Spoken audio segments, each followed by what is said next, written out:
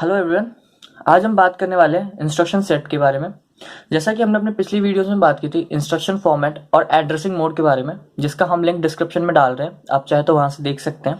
तो चलिए दोस्तों शुरू करते हैं। What is instruction set? होता क्या instruction set? Instruction set is a command which we give to the microprocessor to perform some task. यानी कोई भी स्पेसिफिक टास्क को परफॉर्म करवाने के लिए हम कोई कमांड देते हैं। एक तरह का कमांड है जो कि हम माइक्रो प्रोसेसर को देते हैं ताकि कोई एक स्पेसिफिक फंक्शन या कोई एक टास्क कर सके हमारा माइक्रो प्रोसेसर। ठीक है। इंस्ट्रक्शन सेट होता क्या है? ये जनरली एक एंटायर ग्रुप ऑफ इंस्ट्रक्शन को हम इंस्ट्रक्शन सेट कहते हैं। ठीक है। ये डिफरेंट डिफरेंट तरह की होते हैं। पहला डाटा ट्रांसफर ग्रुप, दूसरा अर्थमेटिक ग्रुप, तीसरा लॉजिकल ग्रुप, फिर ब्रांचिंग ग्रुप, फिर stack input output and machine control group. तो चलिए हम बात करते हैं डाटा ट्रांसफर ग्रुप के बारे में। डाटा ट्रांसफर ग्रुप होता क्या है? बेसिकली डाटा ट्रांसफर ग्रुप होता क्या है, ये generally we transfer our data from our source to destination. यानी हम कोई भी डाटा को सोर्स से डेस्टिनेशन में ट्रांसफर करवा रहे हैं। यानी सपोज कीजिए हमारे सोर्स पे कोई डाटा है, उसको हम क्या करवा रहे हैं, डेस्टिनेशन में ट्रांसफर करवा रहे हैं। ठीक है। In this group, the data transfer from source to destination without any modification of data।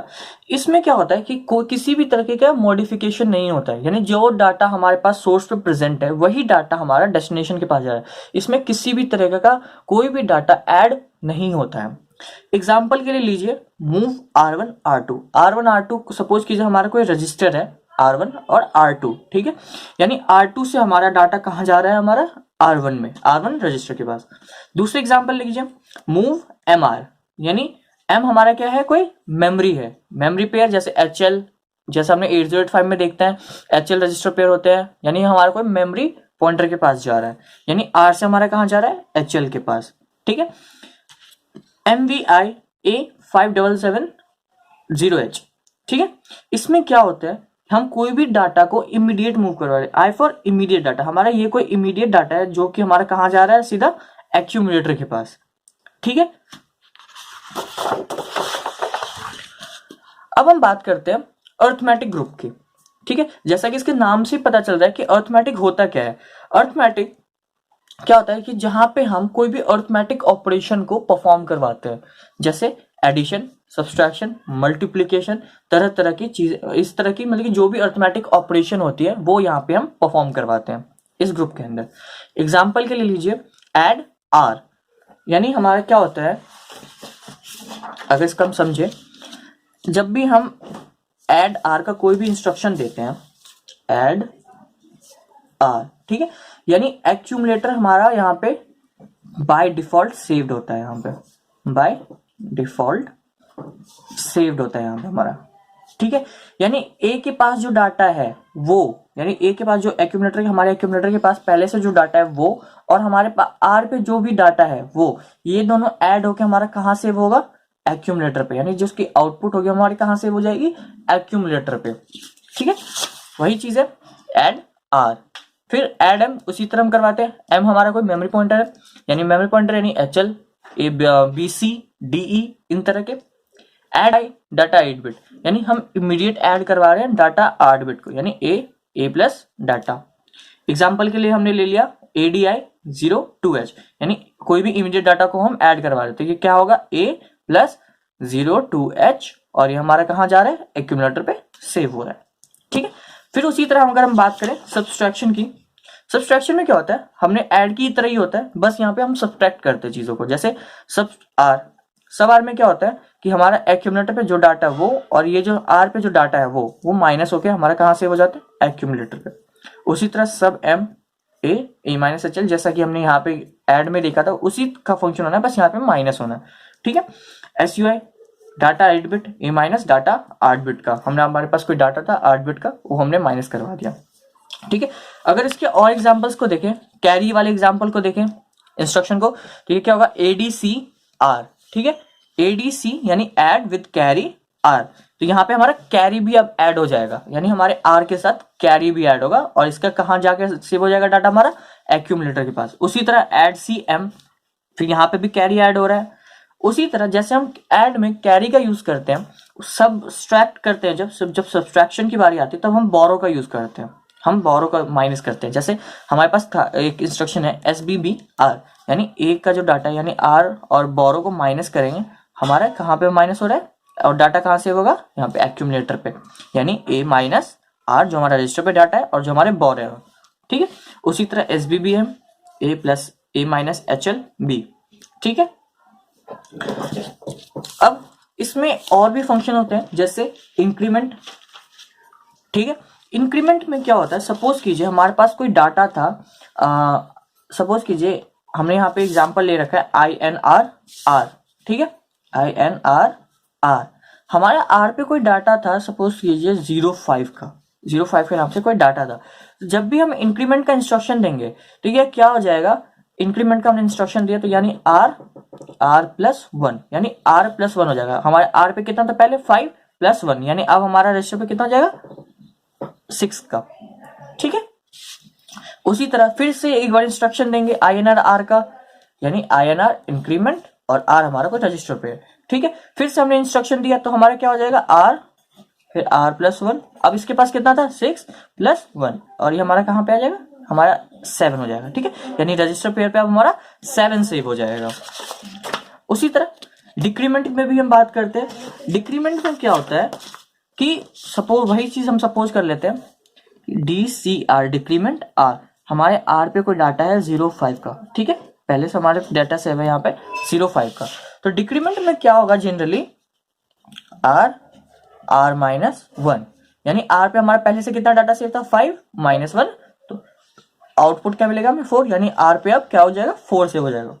फिर उसी तरह दोबारा जब हम इंस्ट्रक्शन देंगे DCR का तो क्या हो जाएगा फिर से R माइनस 1, ये पहले हमारा कितना डाटा सेव था 4 माइनस 1, यहाँ पे क्या आ जाएगा 3, यानी जनरली यहाँ पे डिक्रीमेंट हो रहा है। और जब भी हम इंक्रीमेंट का इंस्ट्रक्शन देंगे तो ये इंक्रीमेंट कर रहा है, ठीक है।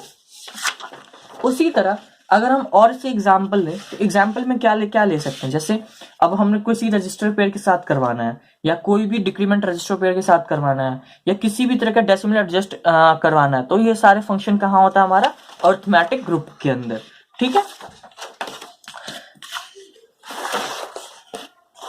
ठीक है।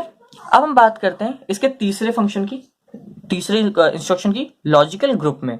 जैसा कि इसके नाम से ही पता चल रहा है कि लॉजिकल ग्रुप में क्या होता है कि किसी भी तरह का हम लॉजिकल इंस्ट्रक्शन यानी लॉजिकल ऑपरेशन को इसमें हम परफॉर्म करवाते हैं, सच एज एंड गेट का ऑपरेशन, और गेट का operation, XOR gate, NOR gate etcetera, ठीक है। अभी हम इसके फर्दर आपको एक्सप्लेन करेंगे। जैसे एग्जाम्पल के लिए लेते हैं, पहले एंड गेट की हम बात करते हैं, ठीक है। एंड गेट में क्या होता है कि ANA R, यानी R को हमारा रजिस्टर है, तो यानी एक्यूमुलेटर पे हमारा क्या से हो जाएगा content of A added with the content of register, ठीक है। अब इसके एग्जांपल ले ले, सपोज कीजिए हमारे पास हमारे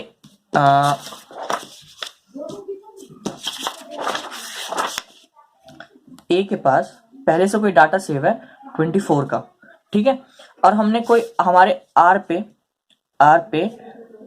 02 का, ठीक है, हमारे पास डाटा है। तो जैसा कि हम एंड गेट के ट्रुथ टेबल को देखें, अगर सपोज कीजिए हमारे पास x और y हमारा ये आउटपुट, अगर हम एंड गेट का ट्रुथ टेबल बनाए तो क्या होता है, जब 0 0 देते हैं तो हमारा आउटपुट क्या होता है 0 0 1 पे 0 1 0 पे 0 एंड 1 1 पे ये हमारा आउटपुट 1 हो जाता है, ठीक है। इसी बेसिस पे हमने यहाँ पे आप चीजों को ऐड करनी है। A पे हमारा कितना था डाटा 24 और हमारे R पे कितना है 02, ठीक। इसको हम अब बाइनरी फॉर्म में लिखें, अगर 0 1 की फॉर्म में, तो हमारे कैसे लिख सकते हैं इसको 0 0 1 0 इज इक्वल्स टू, ठीक है, और 4 को 0 0 1 0 0, और उसी तरह हम 2 को लिखे तो 0 0 1 0, और यहाँ पे क्या हो जाएगा 0 0 0। इसको हम ऐड करें हम तो 0 0, देखिए आउटपुट क्या था 0 0 1 पे क्या आउटपुट है 0 1 0 पे क्या आउटपुट है 0 और 0 0 पे तो 0 ही है, ठीक है। फिर 0 0 0 1 0 पे देखिए हमारा आउटपुट क्या है 0, फिर 0 फिर 0, यानी एक्यूमुलेटर पे हमारा क्या होगा 0 डाटा सेव होगा, यानी कोई भी डाटा नहीं आएगा। उसी तरह एक और एग्जांपल लीजिए, जब A हमारा 24 है और हमारा R जो है वो 4 पे है, ठीक है।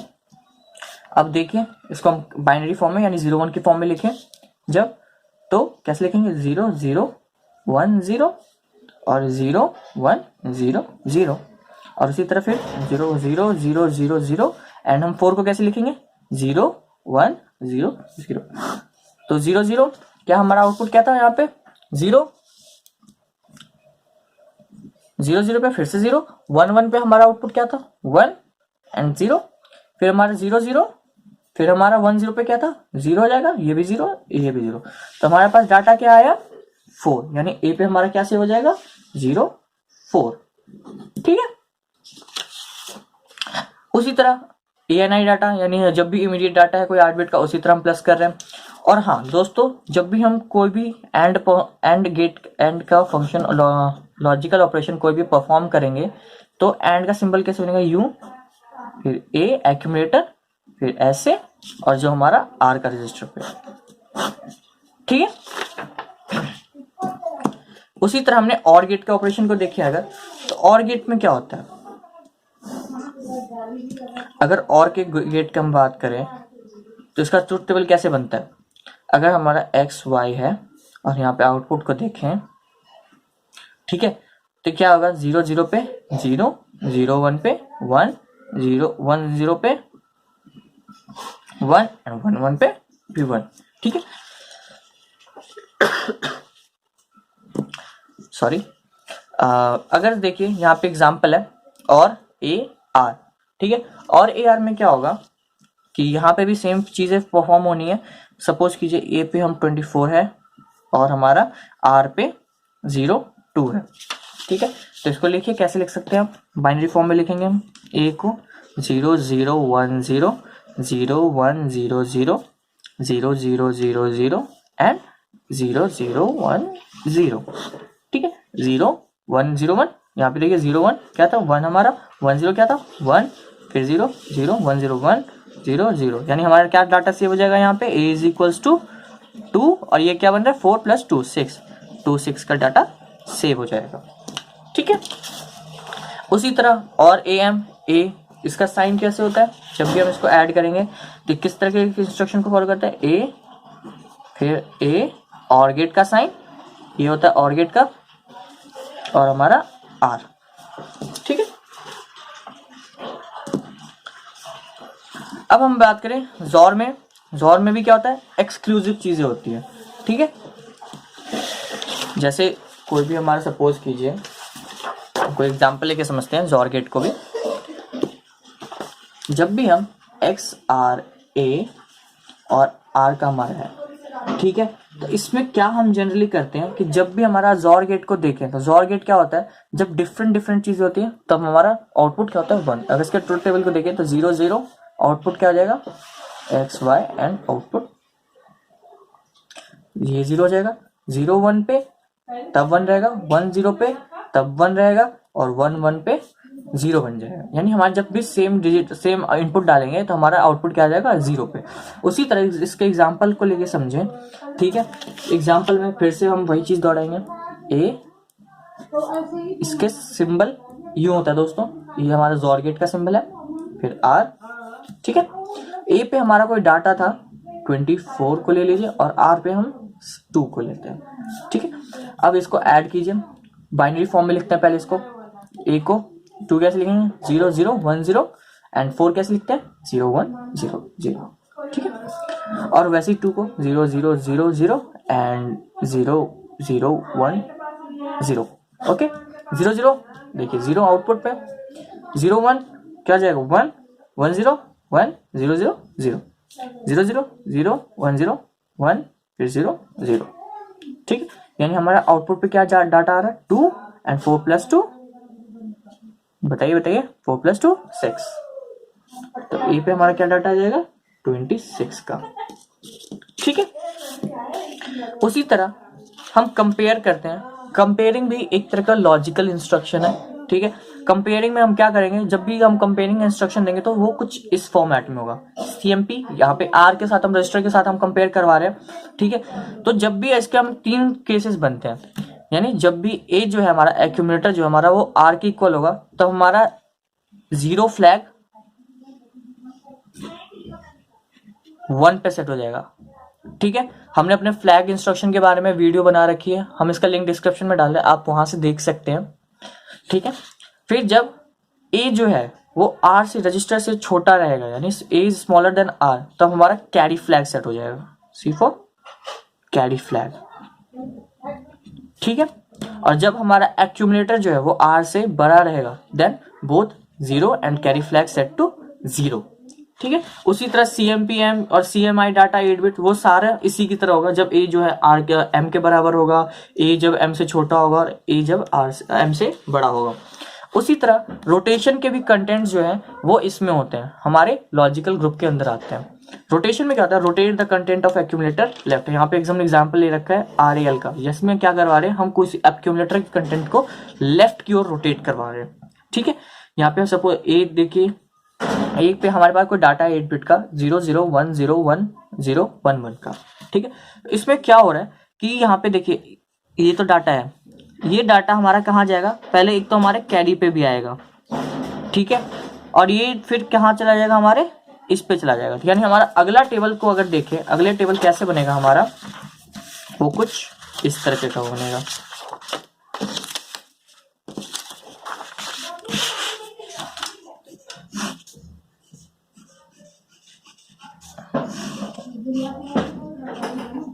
यानी ये 0 इधर शिफ्ट हो जाएगा, ये 1 यहाँ आ जाएगा, 1 0 1 0 1 0।